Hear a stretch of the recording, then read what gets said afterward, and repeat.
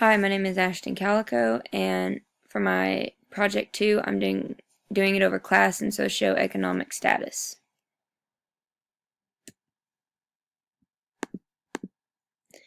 So first thing I want to talk about is class structure. There's two viewpoints for this. First view is that you can move to higher class with education and hard work. It's the individual's fault for not achieving. The second view is based on distinct class divisions where there's like privileged upper class, managerial elite, middle and working, and then the unemployed or sporadically employed. Then there's social stratification, where that is what ranks individuals and families on the basis of on these five characteristics: income, education, occupation, wealth, and power in society. So again, here are the five. They kind of work in a cycle. Okay, so on socioeconomic status, on the five concepts, there's income, which is total amount of money earned in a year. Wealth, that's savings, insurance, stock ownership, and property. Then there's occupation, which is based on the workers, where there can be white-collar workers who are more supervisors. Then there's the blue-collar workers who would do more of the manual labor. Then there's education, which is is very influential in the type of job that someone has. And then there's the characteristic of power, which is either control or supervision of others. How much power you have, how much control or supervision of others you have. Okay, so here are the class differences, starting from like bottom rank to like top rank. So there's the unemployed or homeless, there's working class, there's a middle class, an upper middle class, and then the upper class. So the unemployed and homeless, this is either the long-term poor or the temporarily in poverty.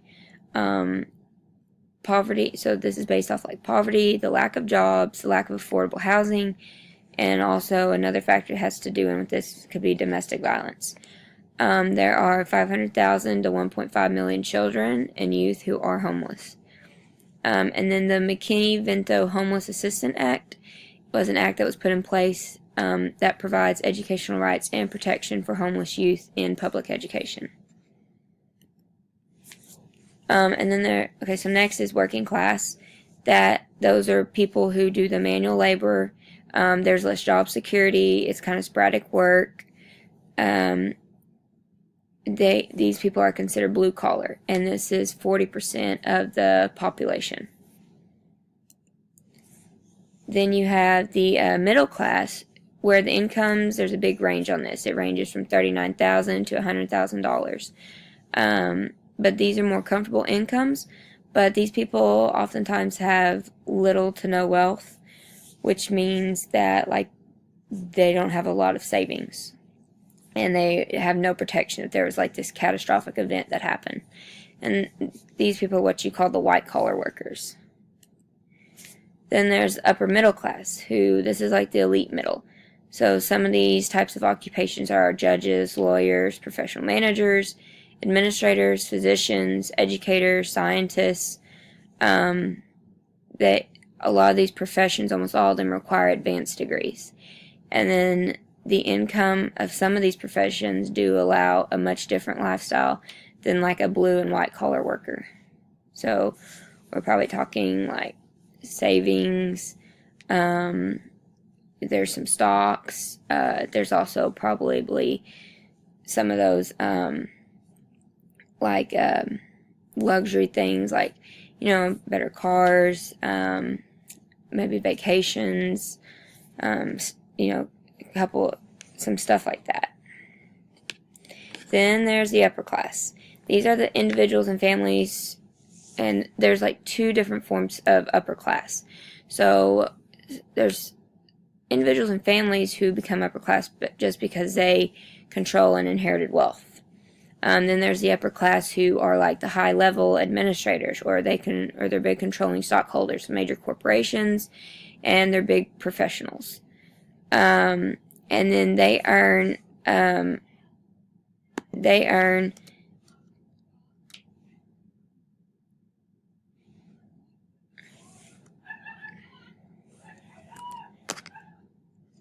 they earn, sorry, I don't know why I had to fix that.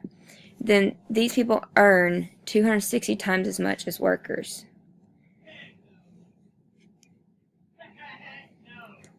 Okay, so then there's economic inequality, which the U.S. has the highest, so the U.S. has the highest amount of economic inequality, and we have the highest poverty rates. So, and here's people who it's based off: young, persons of color, full-time workers in low-status jobs, women, and illiterate. There's an example of like a percentage of poverty based on race. Okay, as you can see, African Americans and Latinos are in the higher percentage, and whites are in the lower percentage. Then gender. Okay, so women, they were expected to be mothers and wives, not part of formal workforce. So this is based on the institutional discrimination in like our patriarchal society. And then women earn less, more likely to, and women earn less, and they are more likely to suffer from poverty than any other group. Then we also have the factor of age. Children suffer more from poverty. Highest incidence of poverty are youngest and oldest groups. And poverty impacts graduation, like high school graduation, academic achievement, and reading skills. And so, like, teacher expectations, this is what, like, the book says about teacher expectations. And, like, I do see the difference in my kids who I know come from those poverty homes. They do, I really try hard to make sure that they are getting their fair opportunity in the classroom, and I remind everybody every day that, we can be who we want to be. That's why we try hard every day in the classroom, and I have third graders, but I explain to them, learning is important because when we learn, we can become whoever we want to be. We can do whatever we want to do in life.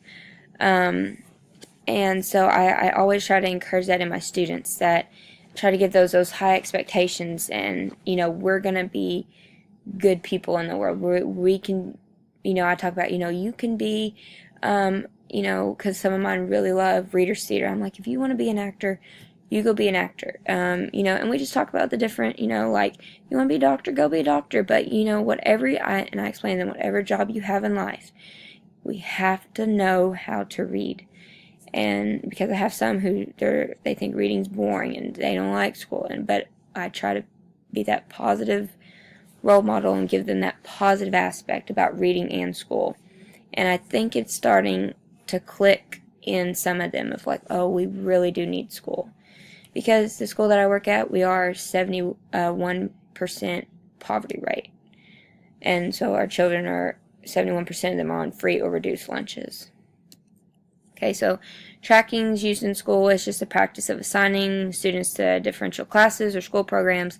Like my sister, her and my brother, they're both in high school, but she's on the Common Core track, the Smart Core track, and so where she has to have a certain science like chemistry to graduate. But my brother, he's on just the Common Core track, and so he doesn't have to have chemistry to graduate. But that's why he's like taking environmental science this year instead of chemistry, because he prefers agri, like animals, and mechanics, like tech school type working, whereas my sister, she prefers more like, she wants to do more business and managing business and like hair and design when she gets out of school. So they're on two separate trackings, but they both but they both have different achievements in what they want to do when they get out. Okay, and so then there's just that curriculum for equality.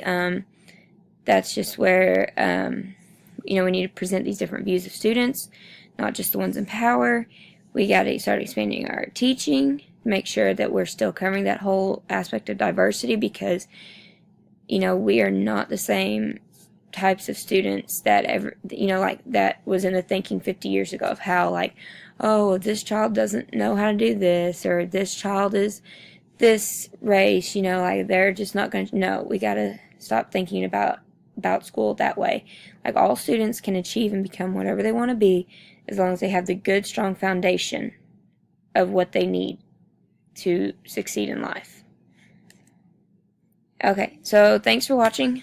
I hope that gives you a good idea on class and socioeconomic status.